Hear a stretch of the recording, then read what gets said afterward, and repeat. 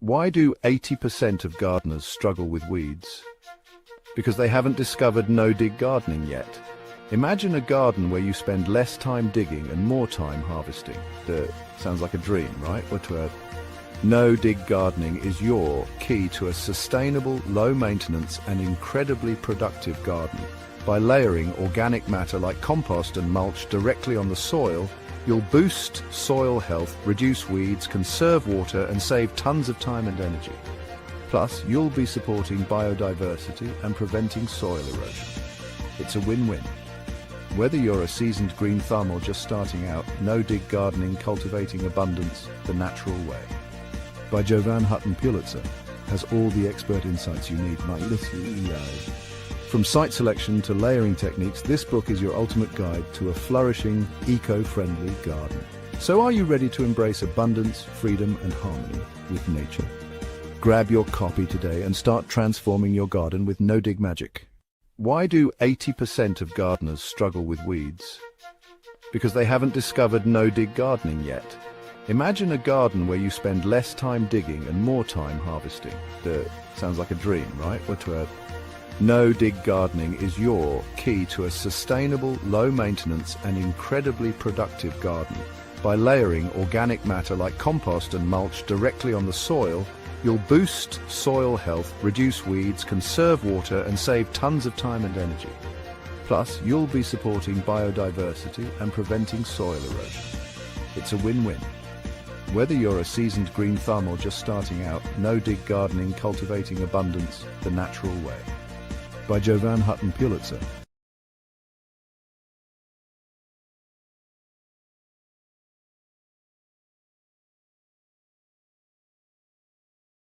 Hey folks, welcome to the program. How are you doing? Listen, I've always taught that everything in your life is determined by your voting ballot. You don't want illegals across the border? Get the ballot fixed. Don't want kids undergoing, surgery to supposedly change little boys into girls, little girls into boys? It all comes down to your ballot. That even has to do, folks, with our food. And that's what we're going to talk about today. Today's program is brought to you by the fine folks at Goldco. Just like anything I do, it's to give you the heads up, folks. It's really that simple. All I'm asking you to do is to go to jovanlovesgold.com and request your free gold and silver kit today. Look, now's the time to protect your money with gold and silver. And by the way, you might qualify to get up to $10,000 in free silver from my partners at Goldco. You cannot defend yourself if you don't understand how the system does it to you. And I'm seeing more and more people trying to access their 401ks, their IRAs, their retirement savings account, and told they can't, or they're dinged 50% penalty for what they pull out. And now you're finding out inside corporations, even though you think you have these retirement plans, interesting hook. Something maybe happens to your home or your car. You got to get a new one. You're going to reach into your retirement. They now kind of have a new hook going on that, okay, you can access your retirement, but you've got to quit the company. Well, let's say you've got another 10 years or whatever, right, to go, and you plan to stay there the whole time. They force you to quit. See, they get that money one way or another, because then you don't get to the full retirement and you get even less. That's the racket. Folks, go to jovanlovesgold.com, feed your brain, get the information. Okay? It's very simple. You need to know what's going on. By the way, as soon as I wrap this episode, we'll hop over to Locals, talk about an article that I published on my Substack yesterday. People are kind of going nuts about it. But that article, I'm going to explain in detail why knowing how many different printers printed ballots in elections is a clue to finding everything else that goes wrong with elections. Today's program is also brought to you by the fine folks at CB Distillery. I love these guys. We've got a 25% off program running. You got to make sure you use the right promo code, though. Right promo code. It's Rumble. And as you know, these holidays are hectic. Family drama, last minute shopping, up late at night, trying to get ready for the holidays. It can feel like you've run a marathon. It can feel like it's putting you through an endurance test. That's why I'm sharing the ultimate holiday survival plan, CBD from CB Distillery. Seriously, everything you need for a merry holiday is here. You might choose to stuff mom's stocking with CBD for better sleep. You might choose to give your fitness friends the pain relief stick for post-workout. And don't forget to grab a little holiday calm for yourself. Every CB Distillery product is made from premium quality clean ingredients, no filters, nothing artificial. And with over 2 million customers and 100% money back guarantee, well, it's the gift, that you can kind of feel good about giving. Talk about feeling good. This is my go-to right there for somebody who's basically broken, destroyed, exploded, shot, crushed, burned his body. Unfortunately, this is it. That's the CBD relief stick. Rub it on.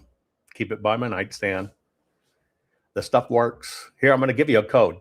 You can just scan it, okay? So this year, give yourself and everyone on your list a gift of better sleep, less strain, pain relief from CBD, because it works. And that's why CB Distillery puts it out. And with the promo code, you got to use Rumble, though. Rumble is the promo code, not my name. You can save 25% on your entire purchase. So visit cbdistillery.com. Enter the code Rumble for 25% off. That's cbdistillery.com. Promo code Rumble, cbdistillery.com. And just so you know, specific product availability, because it varies, depends on individual state regulations. Get after it. Okay. I'm posing a question to you. And the question is, has there been some secret agreement to poison and harm all Americans? Specifically, and I'm talking Americans, is there some weird grand cabal agreement to take freedom-loving Americans, make them dumber and sicker, so we end up not competing on the world stage? That's the question I'm posing to you. Share this program right now. Let's get into it right after this. Warning. The following program has been rated Gilligaff and is intended for open-minded audiences. If the truth offends you, or if you are allergic to focused intensity, intellectual athleticism, or the occasional F-bomb or even irreverent humor, please switch off now. If your delicate sensibilities need to be worried about or addressed, might we recommend the Underwater Basket Weaving channel to you? Otherwise, sit back, enjoy the wisdom, insight, and wicked sense of humor. Cut the crap. How many times a day do you want to say that to politicians, the elite, the loony liberals, the fake news media, and the gender-confused, emotional socialist snowflake crowd? Cut the crap is your secret weapon for fighting for our freedoms and our great republic. It all begins with a massive mental enema, freeing you from the toxic news and politically correct views, which constipate your consciousness with stinking thinking.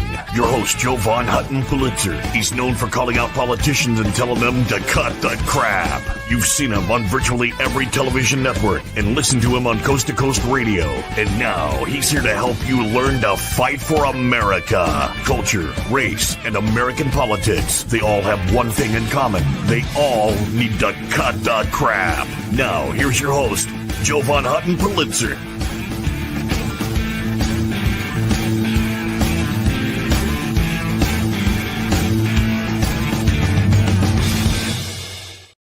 Okay, folks, we're going to talk about, I'm asking a question. Do you think there's been some secret agreement to poison and harm all Americans? I'm going to give you the information, you decide. I take a tremendous amount of flack that sometimes I talk too simply, that I break these things down and I don't use technical enough terms or the right mathematical terms. I hear that quite often. I think it's my habit to try to make things simplified. I'll give you an example. I guess you could say it's been beaten into my brain. Years ago, I started out in my technology career being the internet news correspondent at Fox in Dallas, Texas. One of the things I was very successful at was translating very complex technology issues, hard to understand about this thing at the time that everybody called the information superhighway that was coming to the internet. And I basically used simple speak to explain it. Now, I did that for a decade. And so my training's always been keep it simple, keep it understandable, because it's the public that needs to understand. And so sometimes I take some flack of those that value scientific circles or people that, have 3 MIT degrees even before they were born. But I think the system is designed to complicate things. I think the system intentionally uses words, put things in a vernacular that the general public can't explain. And that's kind of how they hide devious things. And so, yeah, it's my nature to kind of break it down and make it simple. Because here's the deal. If I'm really going to make you the smartest patriot in the room, and you don't understand how the system does it to you, then you can't defend against it. I personally believe lawmakers aren't going to do anything for us. Okay? And I believe the system is rigged in a way to speak in gobbledygook that you can't understand. Because they don't want you to kind of understand the truth. They don't want you to understand cause and effect. They don't want you to really understand what's going on. And so I guess I live my life to try to be transparent, to try to be simple. Some will call me uneducated for that. But I'm not trying to speak to university professors because I think university professors are part of the problem. I'm trying to speak to the everyday man and woman so you know how to apply these things in your life. Now, when it comes to, if you were to watch the things I focus on, or even the things I publish, I try to focus on quality of life, having a better life, so you can be proactive in your life and not a victim of the system. I'm going to give you an example. I'm going to talk for a minute. We did one book here called No Dig. This is part of our Make Life Easier series. A lot of people won't garden because they hate digging or digging a garden, or think it's too hard because you got to weed the damn thing. This is why we did this book, because you don't have to dig and you don't have to weed, right? A lot of people love fresh fruit, and you probably in your life tried a fruit tree and you got fed up with it. We have a weird statistic in the United States of America. If you look at how frequently people move or change their homes, and it's almost to the point of every 7 years became the regular people would move. Now, why is that a problem? Because if you started improving your home a few years after being there and you planted some fruit trees, well, you're really not going to get the benefit of it. So in our full color hardbound books, I like hardbound books. We did this one, Giant Fruit in Small Spaces, because people think you have to have a massive amount of land when you can actually do it in your own yard, control your own destiny, and you don't have to wait 4, 5, 6, 7 years to fruit trees to produce. You can actually biohack them and have them produce it in months if you understand the concept. So that's why we did this. Plus, it improves the real estate value of your home or your land.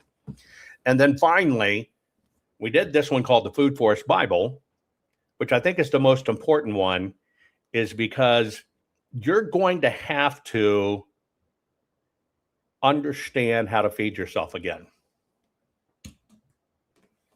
I mean it.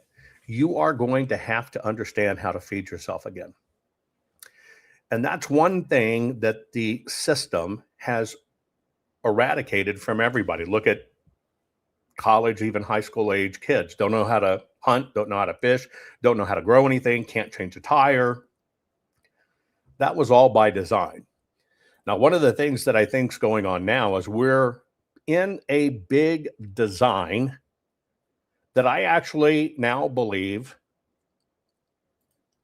somewhere along the line, agreements were made to basically take Americans who thrive and create. They already did it in our schooling system by, doing liberal arts degrees instead of science, technology, engineering, and math, right?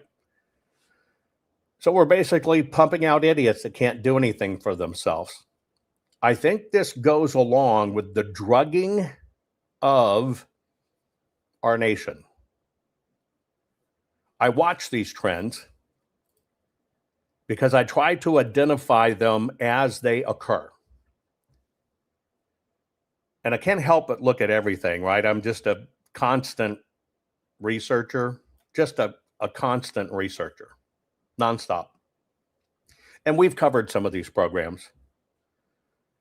And if you were to look back, other than wars, the trial and tribulations in our country, you would probably refer to the Great Depression, which was a financial thing.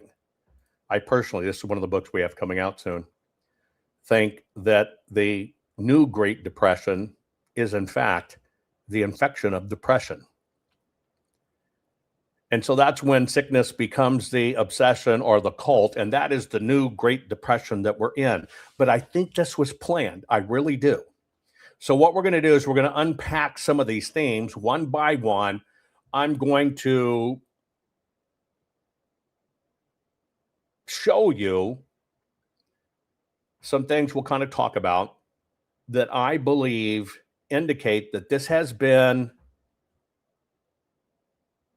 in the planning for decades. In 1944, the government ordered Americans to grow food, then by 1954 made front yard gardens illegal. Here's why that erased your food freedom. During World War II, 20 million victory gardens produced 40% of America's vegetables because the government needed every citizen growing food for survival. Your grandparents grew carrots in front yards, tomatoes on porches, and raised chickens in suburban backyards because Uncle Sam demanded food freedom for national security. The propaganda posters said dig for victory and plant for peace. Then the war ended and everything changed. And here's who wanted them banned. General Foods, Heinz, and Campbell's Soup lobbied for suburban zoning laws that banned front yard food production, while their processed food sales exploded 300%. Homeowner associations criminalized vegetable gardens as property value threats. By 1960, 90% of victory gardens were eliminated through municipal codes written by food industry lawyers. Comment victory if this betrayal makes you furious. Follow Forgotten Foods for more stories on. I've done many an episode on this fact. And you have major food corporations writing laws, pushing them out to communities, right? To ban you from producing your own food. Now, we already know it works. In the great wars that happened, when Americans basically got their crap together and started growing their own food, our country didn't suffer at all. But you can go look at countries like Ireland in their past, in the Great Potato Famine. It occurred because the rulers, the ruling class, owned the potatoes. You didn't own the land. They allowed you to plant potatoes, had their specific two favorites, and that's what was grown. But when disease and blight hit the potatoes, it wiped out everybody because it was never about managing your land right. It was just the only way you could kind of make money, and everybody was growing potatoes, and it basically killed the nation in a very significant way. So historically, we've been here before. But it's not just fruits and vegetables. It's a practice that's in everything we eat now. Many supermarket meats aren't just meat. They're injected with a plumping solution made of water, salts, phosphates, and preservatives. And why? To increase the weight, increase shelf life, and then increase profits. I want you to think about that for a moment, because this happens with everything that we eat. For me, it's a matter of ethics. But the corporation, in many ways, and I'm a capitalist, you know, you're trying to do best for your shareholders, but you don't do it at the price of your fellow mankind. But this is one of the things that people don't realize. Chickens, turkeys, beef, whatever in the regular grocery store, which I don't get that from the regular grocery store. They'll pump it up with water. The second part of this is they'll go through a very fast freeze process with like the chickens and stuff. They're literally selling you water, chemical water. Many supermarket meats aren't just meat. They're injected with a plumping solution made of water, salts, phosphates and preservatives. And why? To increase the weight, increase shelf life, and then increase profits.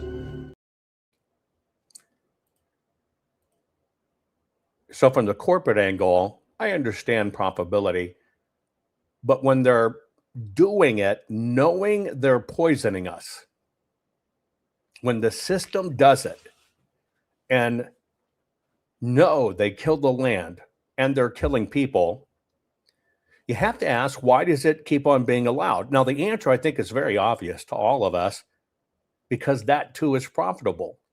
Because if you can get people sick, you can get more money. You can get them on medications. Hopefully you can get them hooked on that they'll take the rest of their life. I see it over and over. Someone on the periphery of my life got checked. A family member got checked and was told, you have stomach cancer.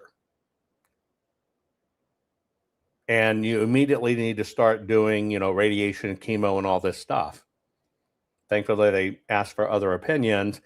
It was a very bad stomach infection that had gone too far, but it was not stomach cancer. There was no mass. But the system wants to get these higher treatments out. But it's the system. It's our food. Everything you're walking in to get in the grocery store is not exempt from this process. There's a chemical now, the second most used chemical in this country, pesticide in this country, is atrazine. It's banned in Europe, banned all over the world, but we use it here. It's in 63% of our drinking water. There's a famous African-American scientist named Tyler Hayes, who's at the University of Berkeley. He did a famous experiment that anybody can look up on the internet. He put 70 African water frogs in an aquarium. He put atrazine in the water of that aquarium that was less than EPA's level. So it's less than the levels we have in 63% of our water supply. 60 of those frogs became sterile. They're all male frogs. 60 became sterile. 10% of those frogs turned female, and they were able to produce fertile eggs. So it changed their sex. And of course, normally, when you see something like that in an animal model, the first thing you want to do is test it in a mammalian model and then a human model. Those tests were never done. It's not that this information is not out there. It's that this information is suppressed, it's lobbied against, and this information is highly technical that everyday people can't understand. But it's allowed in systems. Essentially sand. Their beef filling, they're not allowed to call it beef filling. They have to call it taco filling because it's not beef. The beef has silica. I want you to understand this. This is Taco Bell. And when you look, I've always told you it's a battle of words. I've always told you they cloak it in words. Same thing in elections. It's cloaked in words. It's cloaked in bullshit. And you've probably noted this and I like Taco Bell. Taco Bell's some great stuff. But is it a run for the border or a run for the doctor when they do stuff like this? Essentially sand. Their beef filling, they're not allowed to call it beef filling, they have to call it taco filling because it's not beef. The beef has silicone in it to make it fuller and more. Look it up. I guess the ingredients. It's not in there. Silicon dioxide, anti-caking agent. Now look that up. Anti-caking agent to avoid clumping in supplements. It's used to prevent the various powdered ingredients from sticking together. Many food additives. Consumers often have concerns about silicon dioxide as an additive. Probably Is it fine. safe? Look at that. That's sand. See that? That's what they put in there. Also frequently found in health food nutritional supplements as an additive, silicon dioxide primarily functions as an anti-caking agent which prevents ingredients from binding together because it's not food. Duh. Why is it in there though? 36% beef. Oh, it's only 36% beef in Taco The Bell. other 64% is a wide range of fillers, extenders. Now, have you ever thought about that? I love tacos. Beef tacos, all kinds of tacos. Beef tacos, chicken tacos, vegetable tacos, velvet tacos. They're all great. But have you ever thought about the fact that you're ordering a beef taco, because they put it up on there, beef taco, but when it really comes down to it, they can't call it beef technically in the labeling. They have to call it taco filling. Again, it's the words. It's the words. Now, you might have recently seen this one go viral. A former Campbell's Soup Company employee is taking legal action against the food giant, and he's making some explosive allegations about one of its top executives. Good evening, and thanks for joining us at 6. I'm Ty Steele. I'm Kimberly Gill. Those allegations are now at the center of a lawsuit claiming the company's vice president went on an hour-long tirade attacking the company's products and employees before taking aim at its customers. And the former employee recorded it all. Eric Erickson shares that recording and what the company is saying about it. We have shit for poor people. Who buys our shit? And that's just part of an over an hour-long rant, says former security analyst for Campbell's, Robert Garza of Monroe. I don't buy Campbell's products barely anymore. So healthy. Now that I know what the in it, even in a can of soup, I look at it, look at me, bioengineered meat. I don't want to eat a piece of chicken that came from a 3D printer. You? The recording allegedly of Campbell's VP and Chief Information Security Officer Martin Bally. He has no filter. Bally, along with another supervisor and Campbell Soup Company, named in a lawsuit filed Thursday. The suit claiming Bally made racist remarks, admits to coming to work high, and Garza fired for coming forward. What do you think about the things that he was saying? Oh, just pure disgust. Garza says he usually worked remotely for Campbell's headquarters, based in Camden, New Jersey. But thinking he'd be discussing his salary with Bally, he says the recording taken in person at a restaurant. They couldn't think for the themselves. I'm like, you dumb Garza says he felt sick after the rant, deciding to go to his direct supervisor in January, keeping the recordings to himself. He had never had any disciplinary action. They had never written him up for poor work performance. Garza says no one at Campbell's ever followed up, and it's taken him 10 months to find a new job, calling the way the canned soup company handled it simply terrible. They have a motto, like we treat you like family, here at Campbell's, come work for us, we treat our employees like family. That's not the case. We did just receive a statement from Campbell's that says, quote, if accurate, the comments in the recording are unacceptable. They do not reflect our values and the culture of our company. We are actively investigating this matter. I like Campbell's soup, cream of mushroom, chicken and rice. I don't eat them often, but I do like them. But did you ever think about what was really, really in there? Now, they fired this one guy because said he was racist, making racist remarks. England's doing the same thing. Let me introduce you to a new form of racism. Despite the bill passing into law, many Canadians don't understand. I apologize. It's proposed in the UK. It's passed in Canada. Despite the bill passing into law, many Canadians don't understand exactly what environmental racism means. Can one of you please explain the value of this law to protecting the health of Canadians and what environmental racism means? What environmental racism is, it's essentially the connection between instances of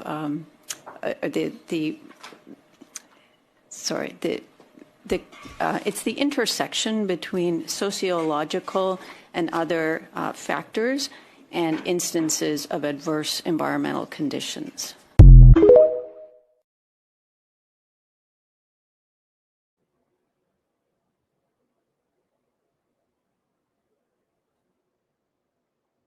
What?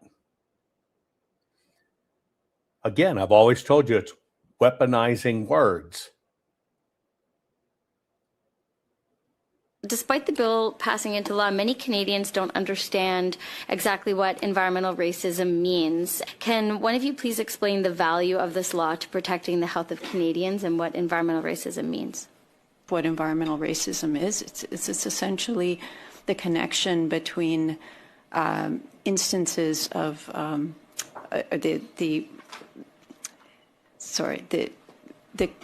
it's the intersection between sociological and other factors and instances of adverse environmental conditions. Well, Campbell's Soup does have a white, predominantly white label on the can, and that doesn't reflect the diversity of the world and their white supremacist corporate capitalist colonializing pigs, and they need to change their labels so they're not so white. Everything's a con, folks. Everything is a con. Okay, well, I just want to have Campbell's Soup. I'll make my own. I'll go to the store. I'll buy my damn chicken. I'll just make my own. Okay. Your organic holiday turkey and chicken swam in the same chlorine bath as your local YMCA pool, and you just served it to your family. 97% of chickens processed in the... I want to give you an experiment to do. This is one, if you want to teach somebody just how bad these chemicals are, I'm going to give you a very simple test. Write this down, because I'm telling you, it's the most shocking, on point revelation you can do about how bad our system is, right? I got 4 thumbs down. They must like their printed turkey meat. Anyway, here's a true experiment you can do. You know, I've told you before, take a chicken bone, a chicken leg after you, with the kids eating some chicken, fill it in a can of soda, let it set overnight. The bone's gone. It's a lump of mush at the bottom, and that's because the soda basically deciduates it. But here's another one. If you live in an apartment, or you have a pool, or you live near a pool, or you swim at the gym where there's a pool, anywhere where somebody has the pool and it's treated with chlorine, because that's what we're about to show here. I'm going to give you just a slam dunk test. Go to the grocery store and buy pH strips. Where you dip the little things in. You can use them for a urine test. You use them to test your pool chlorine, etc. Right? And do the following test. Okay? Take a clear glass so everybody can see it. Scoop a glass of the water out of the pool. Okay? Then take out one of the little chlorine testers, dip it in, pull it out, and watch the color change. You'll see the very high level, right? Dina says she can do it today. So Dina, do this. Maybe record it. You scoop a pool of water that's chlorine treated, true chlorine, swimming pool.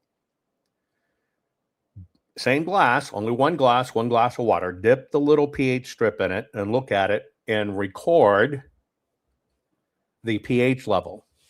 Write it down. Snap a picture of it. Now, in that same glass of water, I want you to stick something else in it.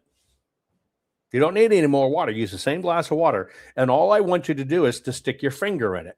Just do this. 1, 2, 3. Count to 3. Stick your finger in it and take it out. That's all I want you to do. Take one finger. Stick it in the same glass. Count to 3. Pull it back out. Most people swim longer than 3 seconds. and then retake the chlorine test of that same glass of water.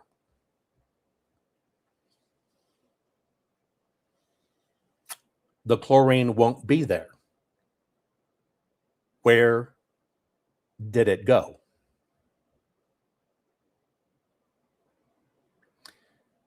In that super fast moment, all the chlorine that was in that glass of water got sucked right into your body. Don't believe me? Do the test.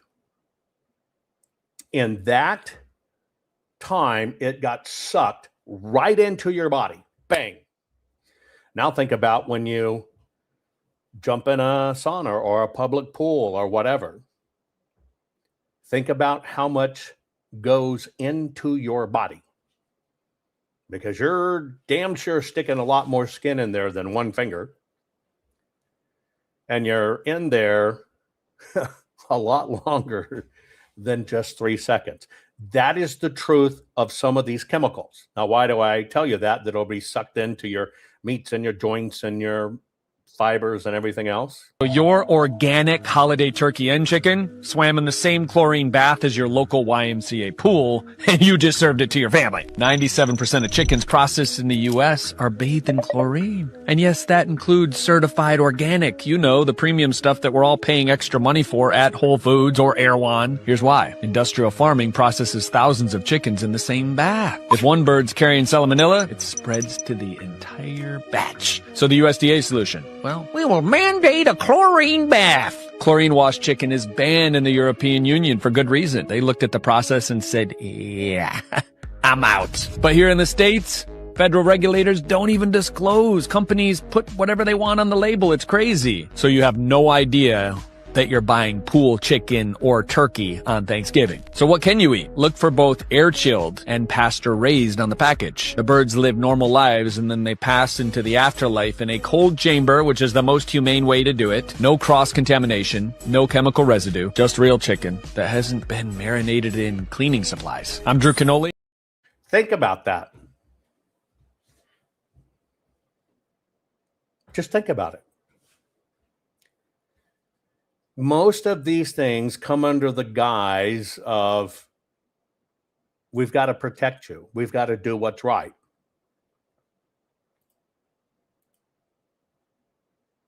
That's how bad this is. Corporations know this, but yet they keep doing it. PepsiCo is literally using a robot that mimics human taste. So hang on 1 second here. Let me set this up for you. You've seen the Ozempic thing. People are losing weight, becoming zombies, right?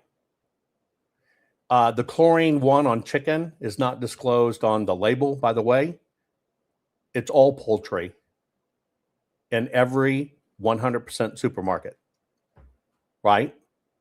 You want air chilled is what you want to look for. You can always go back and watch my program, but you want air chilled is what you look for. But now that Ozempic's coming out, and it's the new wonder drug, and they're going to get everybody who's obese, most Americans, are going to now be able to get it cheaper, lose weight fast. Really? PepsiCo is literally using a robot that mimics human taste buds to make sure that you crave their product before you've even had the first bite. When machines determine what we crave, it's not food anymore, it's manipulation. How Cheetos are engineered to melt away in your mouth so your brain doesn't think you're eating anything and you can't register the calories. They call this vanishing caloric density. How Doritos and other snacks are laced with MSG that's given to rats in obesity studies to make them fat. How they create flavors that don't exist in nature in a chemical laboratory so that it creates the 1 millionth best part of a taste. Our brains have not evolved to handle that, and that's one of the reasons why 38% of preteens are now pre-diabetic, and that's unacceptable. The fact that the food companies continue to use these tactics that they learned from the tobacco industry and how to hijack our taste buds, hijack our brains so that we cannot stop eating We can't stand a chance against that type of manipulation. And So- that's why big food needs to be held accountable, and they need to stop that right now.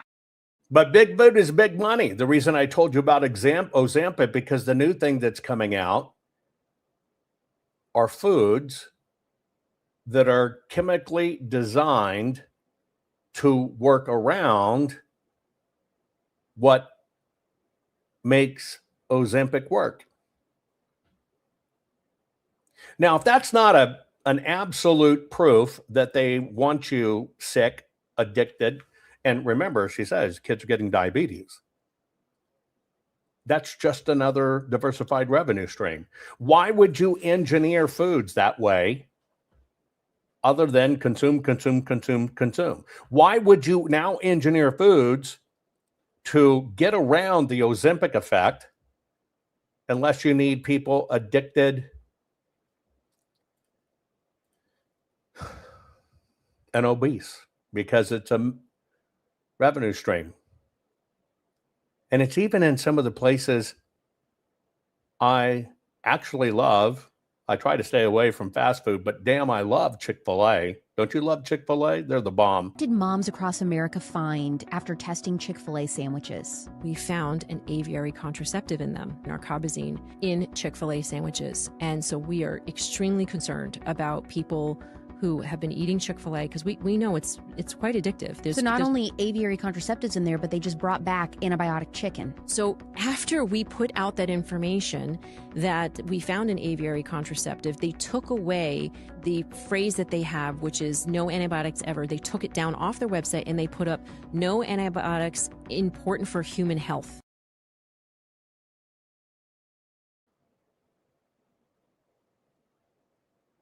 No antibiotics, one thing, but try to skirt around it. No antibiotics that are basically working against human health. It's so pervasive. Did moms across America. I'm going to give you an example of how manipulative this is.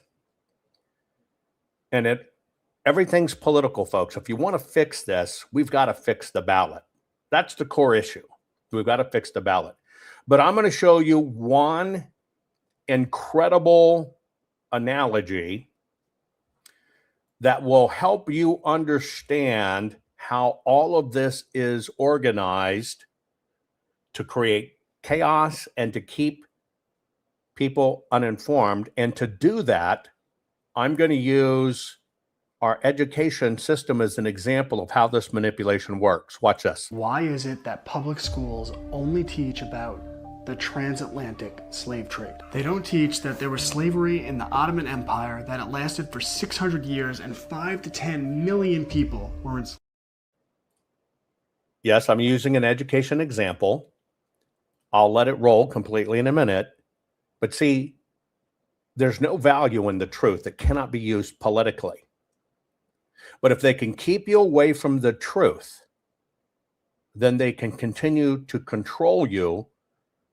At the same time, you think you're enlightened. It's all the way down to the school systems and how they incorporate all of this in. But use this as a prime example. Why is it that public schools only teach about the transatlantic slave trade? They don't teach that there was slavery in the Ottoman Empire, that it lasted for 600 years and 5 to 10 million people were enslaved. That they not only enslaved men, but the most valuable slaves were women, because sexual slavery was not only permitted, but it was institutionalized in the Ottoman Empire. So they would get many of their slaves from Central Europe, many of their slaves from the Balkans, and they would enslave Hungarians, Russians, Ukrainians, which is why the word slave comes from Slav.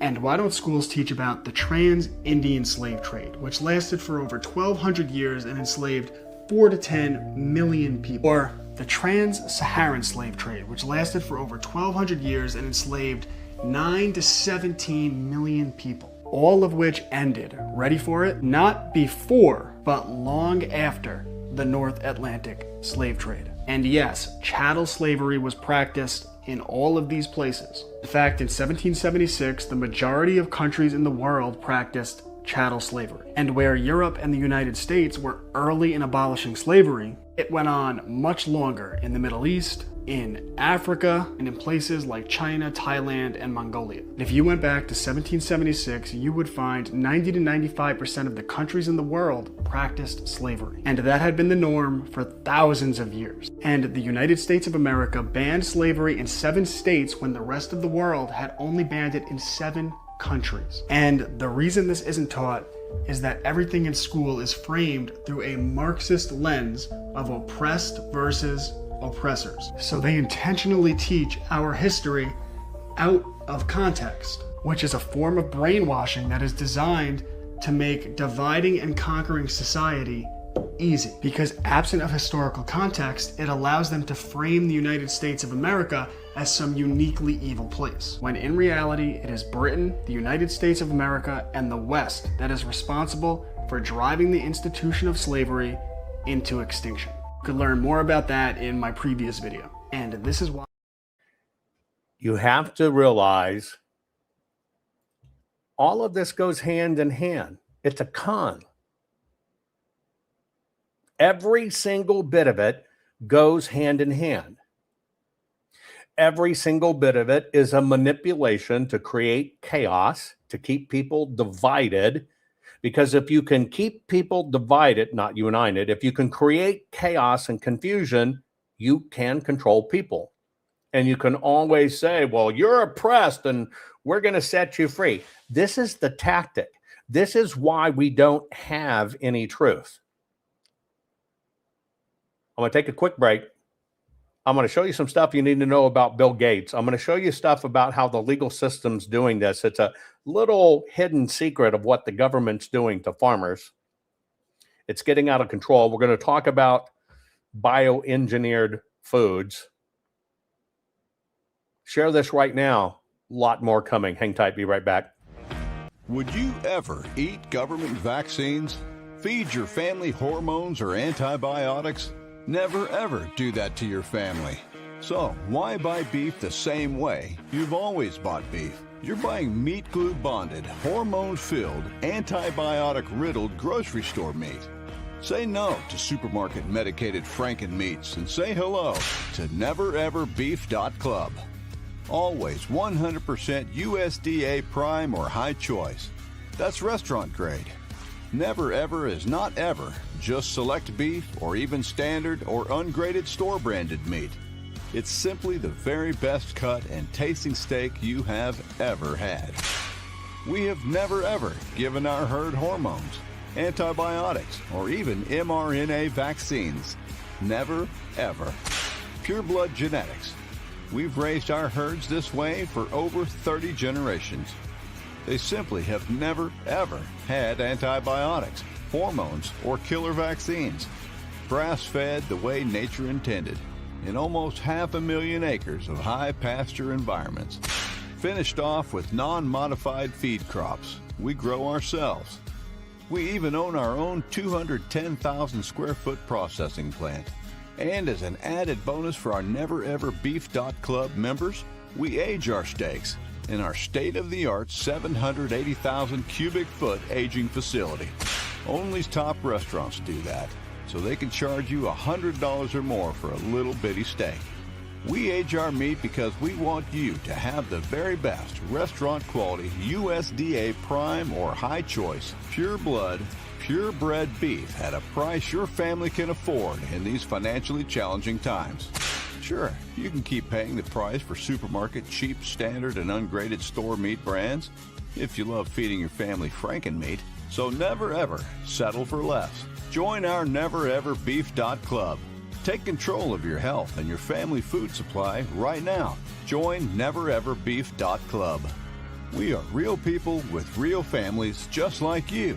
So we personally customize your order right over the phone. Now that's customer service.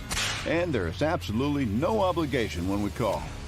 You decide what bundle is best for your needs. No hormones, antibiotics, or even mRNA vaccines. Never had them and never ever will. Never ever cut corners on your food supply or family's health. Join nevereverbeef.club now.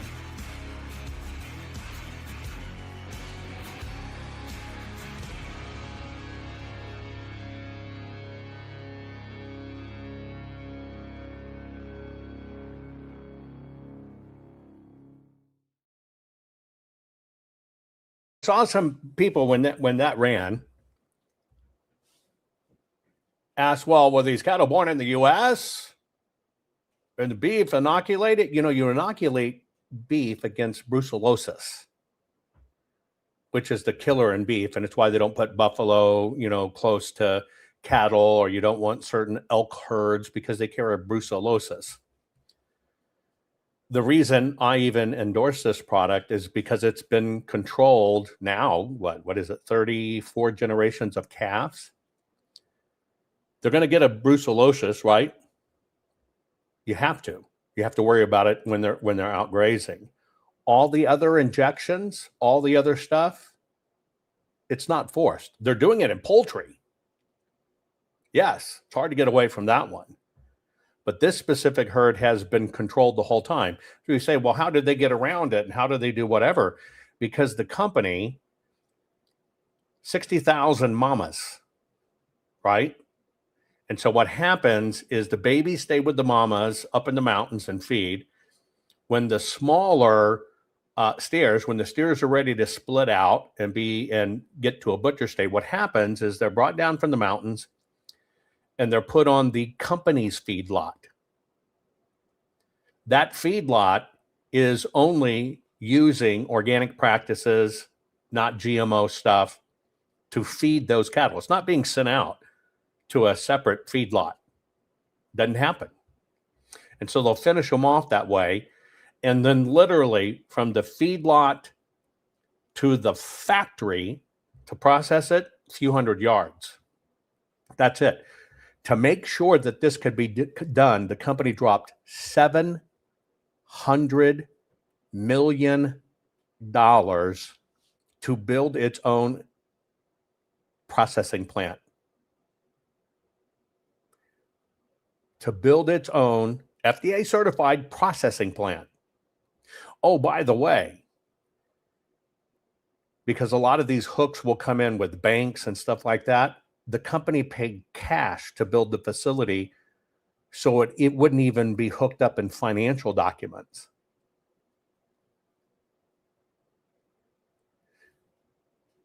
It's unfortunate that these are the steps companies have to go through to make sure what you get is quality, but that's how bad it is.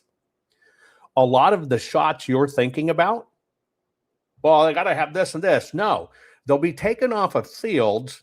They'll be trucked to a feedlot, right? They'll be trucked to a feedlot mixed with all kinds of other cattle. That's why they have to do that. In fact, in this herd, it's so pristine. Let me give you an example.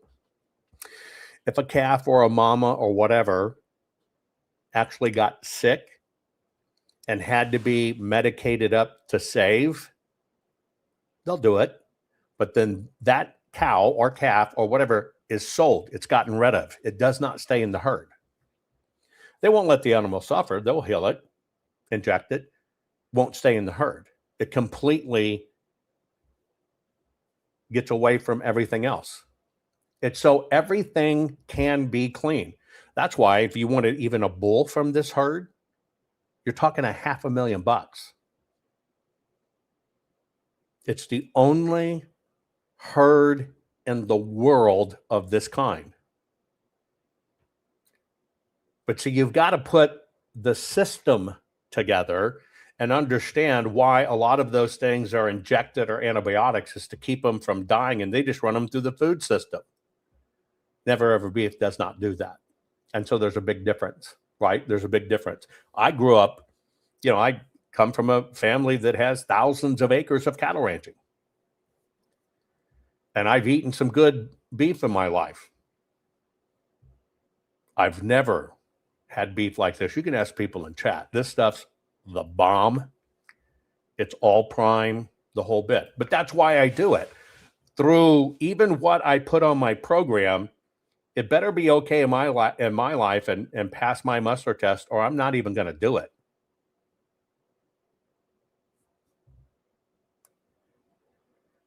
So many people don't have that standard.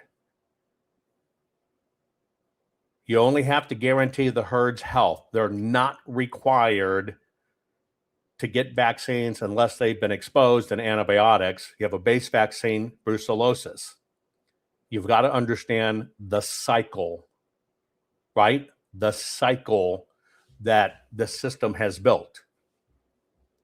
And it's in that cycle, right, that our food becomes infected, becomes something worse.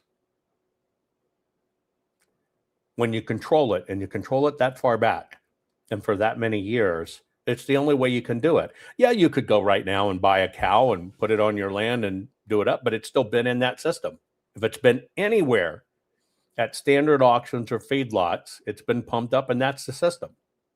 Period. That's the way it works. And this is how the system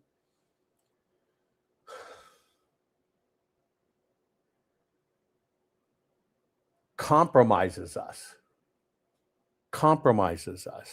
But you got to understand, when you don't put your cattle in cramped conditions, and they're in hundreds of thousands of grazing area that's not touched and not sprayed, you probably didn't catch that. We're not talking like a regular cattle guy that might have 200 or 300 acres and he's raising a few cattle, but they spray their fields and they're spraying for hay to get it grown. It's not subject to any of that. It's controlled cradle to table. That's the difference. That's the difference. But they're figuring out a way to get in that too, because they're adding it into cattle feed ingredients. Now, remember, most of these ingredients come from finished lots. And me and my husband, Jan, we have a farm in the northern of Denmark. We come from originally from Holland, and we moved here 4.5 years back. And I would like to tell you a little bit about the law in Denmark about feeding Bovaer to our cows. It's the law since this year that we have to feed 80 days of Bovaer to our cows. It's a rule, and if you don't do it, it's just like you can go to the prison, or you get like a big fine, a really big fine. So most all farmers just do it. What happened is that we started on the 1st of October. Most of the farmers do it in Denmark. It's because it's a little bit in the end of the year. It's not warm, so no heat stress and everything. So we hope for the less problems. But we started in the beginning of October with low doses, and we raised it up till the full doses around 20 of October, a little before. And on the 30th of October, we really got problems. It started with, on that day, we have robots, so we have a health list on the computer. And on that day, we had like in one group, we have 4 groups of cows in our stable. We have one group with 36 sick cows. We milk on daily basis around 480 cows. So 36 cows in one group, that's not really a positive thing. First, we thought perhaps it could be something with the ration in the robot or something with the robot, but we couldn't find anything. And the end of the day, it started also in 2 other groups. So at that point, we thought like the cows were really just stopping with eating. And at that point, we really thought it's Bovaer. We heard already earlier some problems about other farmers, and the signals were really the same.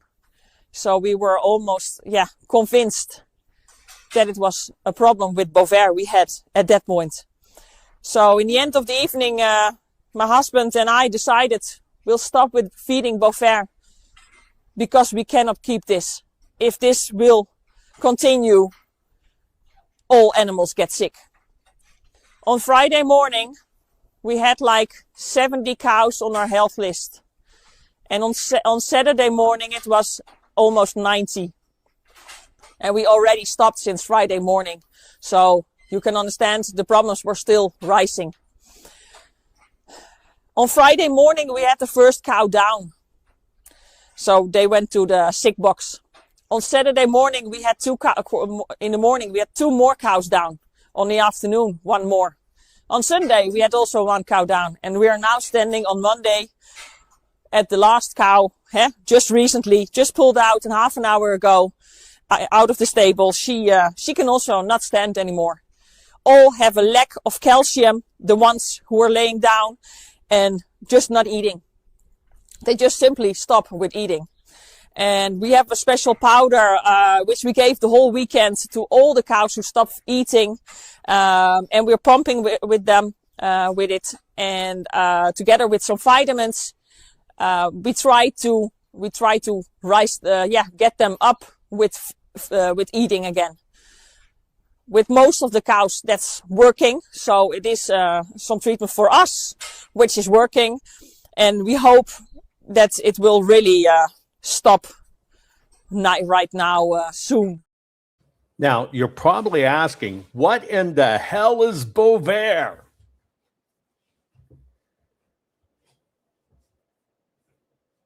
Well, this is a Bill Gates funded initiative.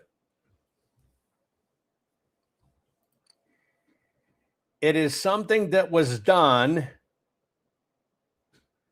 in the name of climate religion.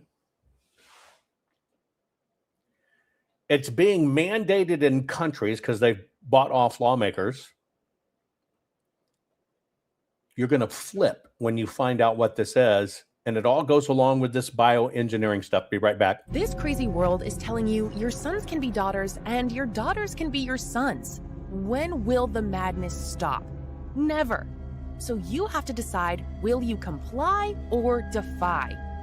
They tell us all, you will own nothing, eat bugs, and be happy. Is this why America's largest food processing plants and food supply plants keep burning down? Do you really think this is a coincidence? Of course not. The system is telling us right to our faces what they have planned for us. You have a choice. Comply or simply defy their plan for us all. Defy the system's plan and execute your own plan. Abundant, safe, secure natural food supply. Introducing the Food Forest Bible. This bestseller by Jovan Hutton Pulitzer is the single most complete, executable, easy-to-follow plan for sustainable, self-managing food production for self-sufficiency and food security. For the first time ever, a coffee table, heirloom quality full color book which unlocks the ancient secrets of creating a food forest.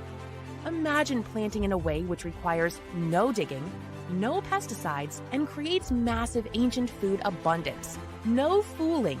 Food forests are the ancient secret to planning and planting once. And have your own Garden of Eden, which will feed your families for decade after decade. Buck the system. Buck the New World Order and order your very own copy of Jovan Hutton Pulitzer's Food Forest Bible. Learn how to create a sustainable, self-managing, natural food production for self-sufficiency and food security for your family. Side yard, small yard, backyard, backlot, or even lots of acres, the Food Forest Bible works for everyone. Order on Amazon, hardcover, softcover, or ebook. Don't comply. Expertly defy the system. Okay, what I'm doing is I'm posing the question, has there been some secret agreement to poison and harm all Americans? I'm going to show you a lawsuit that's going on. I'm going to save that for the end. I'm going to show you a lawsuit going on to show you some other pieces of this. But I've been trying to tell you that this is coming. By the way, if you're looking for my Food Forest Bible, I did an ebook and the system copied it, took out a lot of the important stuff, changed it up, put it back out on their own. You've got to make sure you get the one with my name on it or you're getting the wrong book. We now do that with all our books. Look for my name on the front. It's about the only way we can protect it. You'll see my signature, that it's a authorized one, because the system is 100% counteracting what I put out. Now, we were talking about Bovaer and Bill Gates. That's his initiative.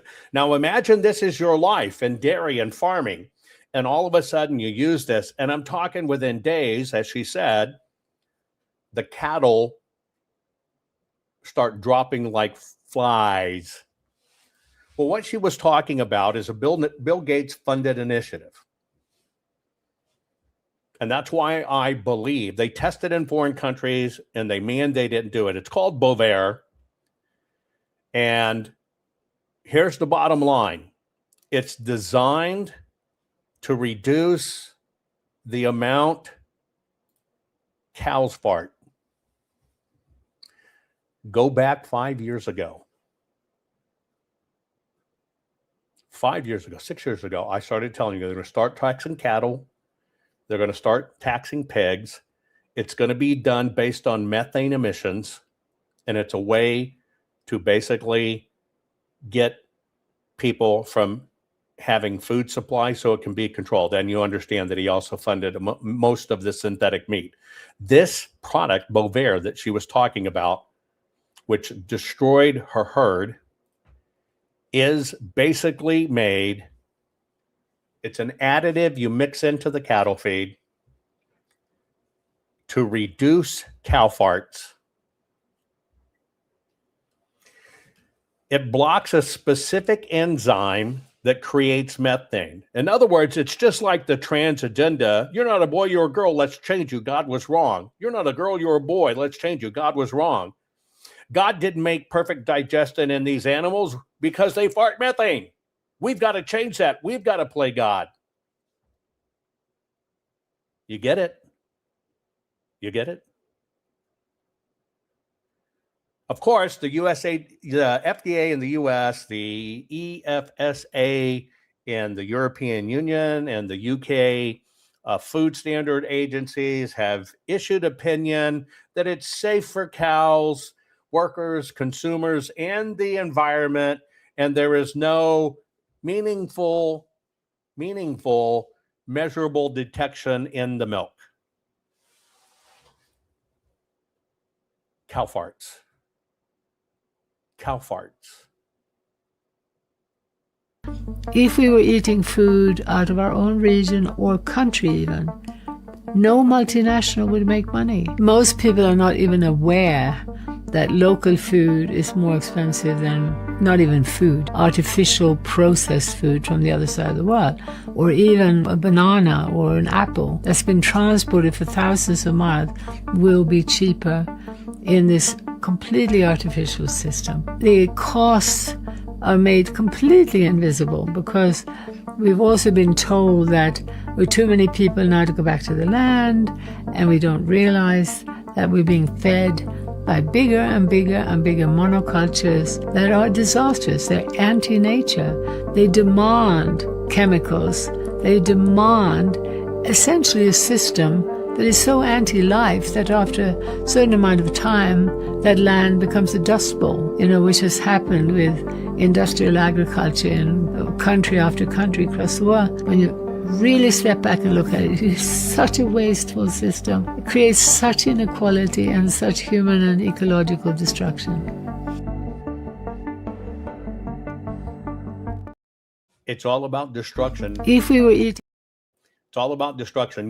Because of the pandemic, where's the carbon they want to get rid of? Now you understand. I gave you a heads up. Boy, I've been harping about this forever. I've always told you they're coming at us through our food. And I don't care if you live in a small plot, big plot, a little garden home. You can do every bit of this and control your destiny. But if you don't get back to basics, certainly if you don't teach your children and grandchildren to get back to basics, we're dead. We're dead. And now everything is being bioengineered. I'm here at Aldi, and almost everything they have contains bioengineered food ingredients.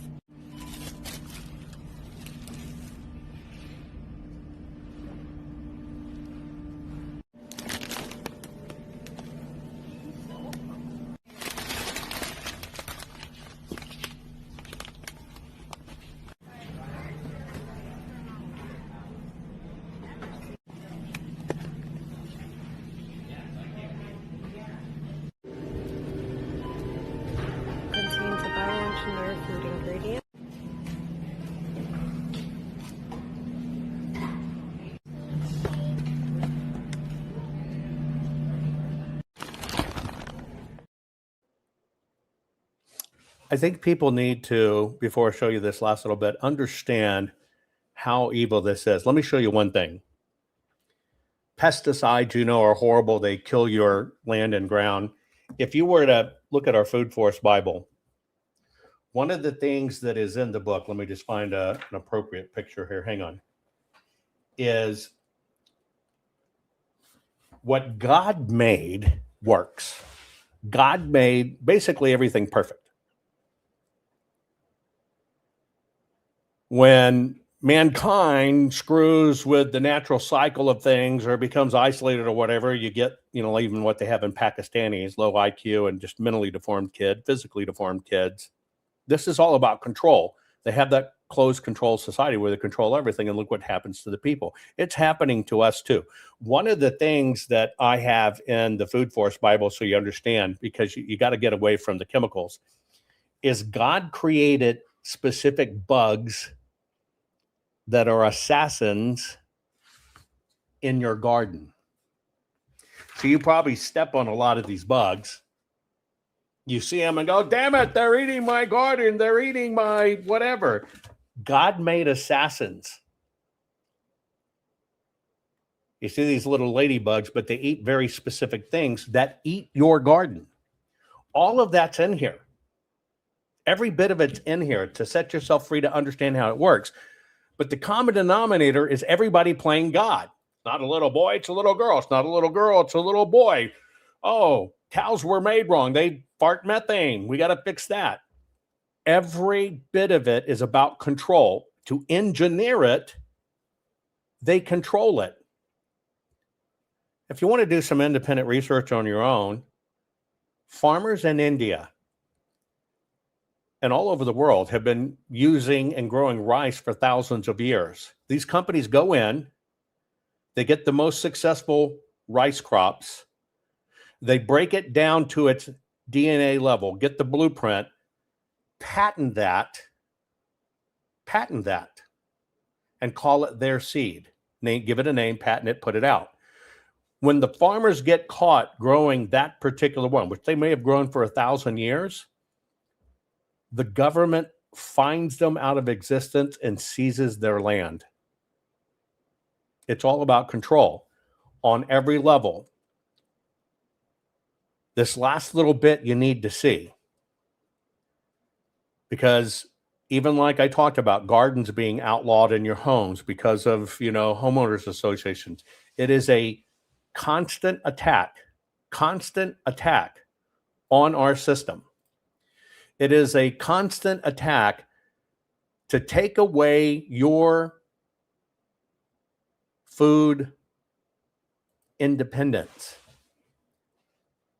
And when they get us to that point with no guns and all this other stuff and all water, states have even started outlawing collecting rainwater. What falls from God? Nope, we own it. I'm going to show you a sickening event that's going on in a county that perfects these things. I know where this is because my family is in the mining business, has been for a very, very, very long time, as long as I can remember. I can remember having a discussion with the Bureau of Land Management and people in D.C., and they slipped up and said, well, we just want to get rid of all of this, and so we're just going to make it hard. This person was actually transparent with me, say, we're just going to get rid of all of it. We had massive battles over land, and we're not engaged in environmentally damaging mining at all, under no circumstances. But I learned 20 plus years ago that this rig was coming because we were subjected to it ourselves. I want you to watch this. I am not going to interrupt it, maybe 12 minutes. I want you to understand they are testing all of these systems and what actually goes on. The line between a working ranch and a dead one is sometimes just a signature, an accusation, or it could be a government agency that simply forgets who actually stewards the land. And what's happening right now to the King Ranch in Grant County, Washington, isn't just a story. It's a warning flare. And this is not the affluent King Ranch from Texas that many people hear about. This is a small family legacy ranch in the state of Washington being persecuted. Folks, today's episode is a little bit different because the latest filings in the King Ranch case, just filed days ago, blow the lid off this whole thing. The filings expose what's at stake for every rancher, every farmer, every rural American in this country. This isn't about one pond, one permit, or one grazing lease anymore. This is about whether government agencies can rewrite the rules, rewrite their lease agreements, and shut down family ranches after 70 years, more than 70 years, on claims that they have made, and then gag the rancher from being able to defend themselves, that according to these filings and the new evidence that's come out, are absolutely baseless. This week, the Kings took a risk and filed a major motion in court. Their filings are asking the court to lift an injunction that has prevented them not only from grazing their state leases, their state lease land, but also from even having access to their fee-based land in the state of Washington, land they rightfully own. A professional archaeological investigation found that no cultural harm has actually ever come from the Kings grazing their land or maintaining their stock ponds. Decades of grazing history with the Department of Natural Resources show that the DNR never once required permits or surveys, but none of this was able to be made public before because the courts had a quote-unquote criminal investigation against the Kings, which prevented them from telling the truth, from speaking up. An intentional criminal investigation put in place to keep them from telling their side of the story. Judges being asked to put injunctions in place and kick the Kings off their ranch had no way of fully knowing the truth. They were intentionally silenced, and now they're able to speak. And they are, quite powerfully, actually. And make no mistake, this isn't just about the Kings fighting for their ranch. This is the Kings fighting for your ranch, your legacy, your lease rights, your water rights, your family's future. Because think about it, if an agency can shut you down after 70 years of operation, if they can accuse you of violating rules that don't even exist, rules that they're currently writing or trying to write, and then shut you down while they have you legally gagged, that's not management. I don't even think it's legal. What it is weaponized bureaucracy. Today, I'm sitting down with the attorneys representing the Kings. These are the people who know exactly what the evidence is that the state does not want you to know. They're the ones who understand what the filings really say and why this case could set a legal precedent that changes the entire West. Guys, if you care about your land, if you care about the right to graze, if you care about the price of beef that you're paying in the grocery store, if you care about maintaining water, maintaining clean water, if you care about small family farms and ranches being able to operate without government overreach, if you care about keeping family ranches and farms instead of wiping them off of the map altogether, then you need to watch this interview. And more importantly, the Kings need your support. You can visit SaveKingRanch.com and find out how. Again, this is not the same King Ranch out of Texas. This is a small family ranch, a family legacy that is fighting for your rights. Whether you're in Washington, whether you're in Wyoming or Texas, anywhere really that cattle still drink from a pond. The King's fight is your fight. Because as we all know, what happens in Grant County doesn't stay in Grant County. It becomes policy, it becomes precedent, it becomes the future. Unless we stand up now. All right, guys, let's get into it. Here are the attorneys representing the Kings, breaking down the filings, the evidence, the stakes, and a little bit about what happens next. I'm Tony Meacham. I'm one of the King's attorneys. I've represented them for quite a long time. I have what's considered an agriculture practice. I'm a fifth-generation rancher myself with a current ranch and have been representing Kings with this fight since it began. Jamie Griffo. I'm co-counsel with Tony representing the Kings.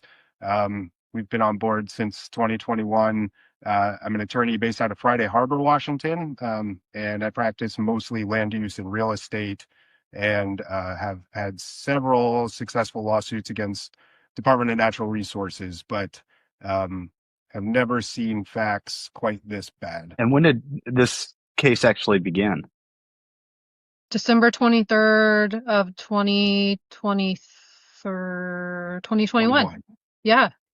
It's been going for a while. So because this has been going on for a while, since 2021, and it's not something that a lot of people have heard about. It's popped up in the news a few times and then it kind of simmers out. But um, going back to the beginning of this case, the King Ranch is a well-known ranch for their regenerative practices. Um, they always seem to be a pretty responsible ranch. What happened back in 2021 that brought us to where we are today? So I guess I'll take that one. It seems like, part of what we're going to talk about is speculation because we really don't have clear, concrete answers from the state. So what we do have is documents that we've been able to substantiate through our public records requests. And what we found through those public records requests is that Jeremy Sykes, one of the Department of Ecology employees, who has identified himself as not someone with the skills to delineate wetlands, but looked at an aerial photograph and determined, based on this aerial photograph, without having boots on the ground, that Kings had done a bulldozing spree, to use his own terms, and destroyed very rare alkali wetlands. And based on that instance of him looking at that aerial photograph, that then prompted DOE to Department of Ecology to go to DNR, Department of Natural Resources, and start this and begin the pursuit of Kings and the persecution. And I do use that word, persecution, not prosecution, of our clients based on this one aerial photograph that someone in an office in Western Washington looked at and made a determination to pursue our clients. So this is worth mentioning too that these alleged wetlands have been stock water ponds on this ranch for over 70 years for sure, probably as long as 200 years. So this land has been used by the King family for over 70 years and by Wade and Teresa for over 40 years. And it's a checkerboard pattern of fee-owned land with leased lands from DNR totaling about 37,000 acres. And they have been leasing this same land from DNR, just Wade and Teresa for 40 years, their family before him 70 years. And, nothing new was happening. There were these stockwater ponds that were being maintained.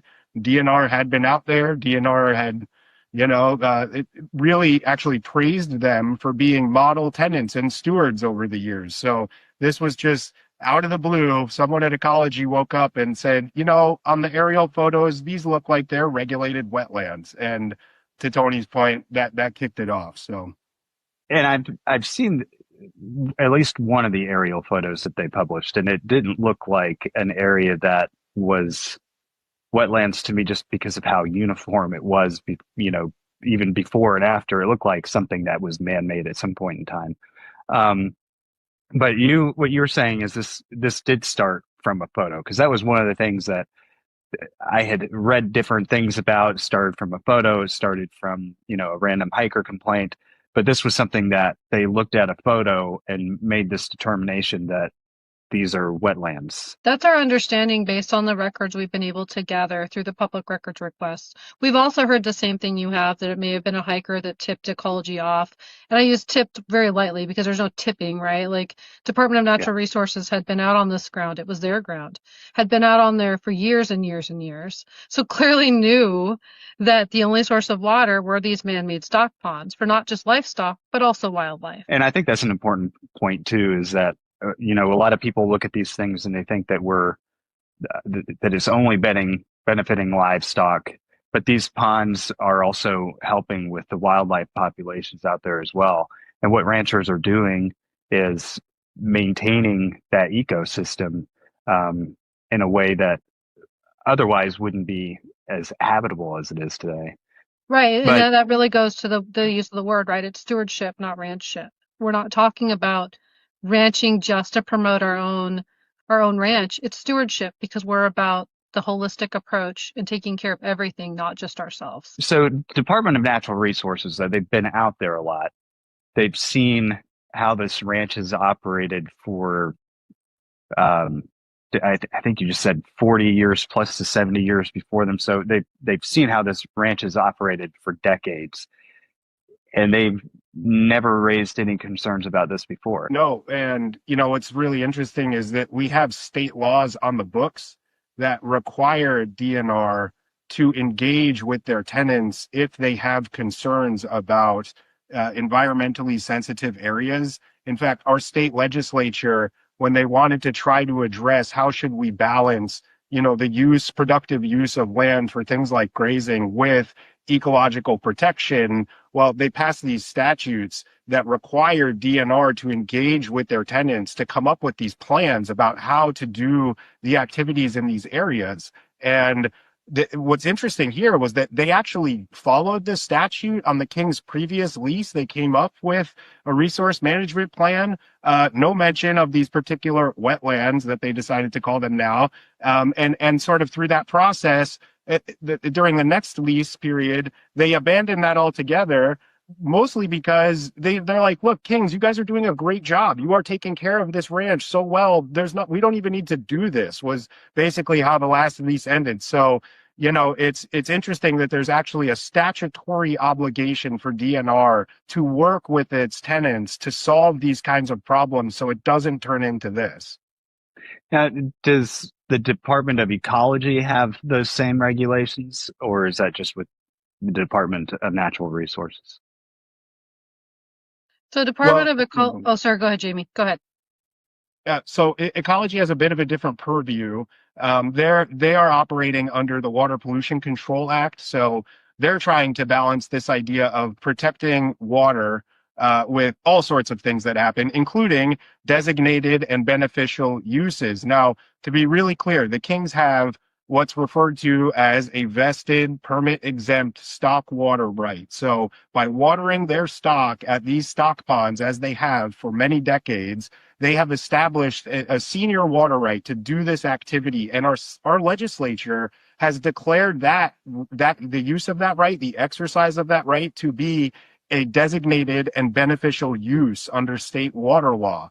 And so what's really interesting is all of ecology's regulatory authority to protect water quality is solely to make sure that those designated and beneficial uses can keep happening. And so we're stuck in this, it's tautological almost, it's circular, right? Because they're saying, hey, we have these Water Pollution Control Act laws to protect the water so that you can use it for stock water, but your stock watering is violating it, so now you have to stop. And that's their lens. There are other things that they're supposed to consider as part of an enforcement action, including whether or not the enforcement action will lead to the conversion of agricultural land to some other use.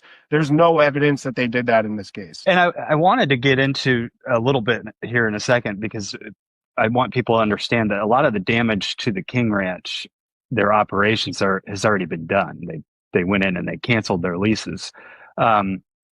But kind of backing up when you were talking earlier about the evidence that you've been able to acquire, the Department of Ecology, from my understanding, also recommended this for criminal investigation. And doesn't that in some sort of way prohibit you from getting all the information you need to protect your clients?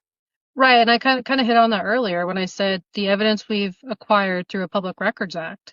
So I think what you're really talking about is when we found out that Department of Ecology actually recommended that the Attorney General's office, through their Environmental Protection Division, the EPD, actually pursue the Kings in a super secret proceeding, somewhat similar to what you'd go after like a RICO crime. So you can kind of see how wicked this is. It's going on everywhere, folks. It is all part of the end game of getting everybody who's left 100% dependent upon the system, pacified, medicated, zombified, blimpified. So you just go along and become a battery unit. It's 1984, as in the book. It's real. It's happening. It's coming. It's part of why I give you, in advance, folks, I do this. I give you the escape plan. Food's going to become the final weapon. I'm going to hop over to my locals now. We're going to talk about being at it's fourth down, we're half a yard from the goal line of winning, and we fumble. It's an article that I produced on my Substack. I want to give you some texture and flavor to. Join me there next. Share this program, folks. We're all in this together, and if you don't know how the system's doing it, you cannot push back against it, but you better get your stuff together. Start teaching your kids, your grandkids, every way around you to know how to feed yourself. We've lost that art. I love you. See you over at Exposing the ancient secrets of royalty to grow giant fruit in small spaces. You won't believe how easy it is.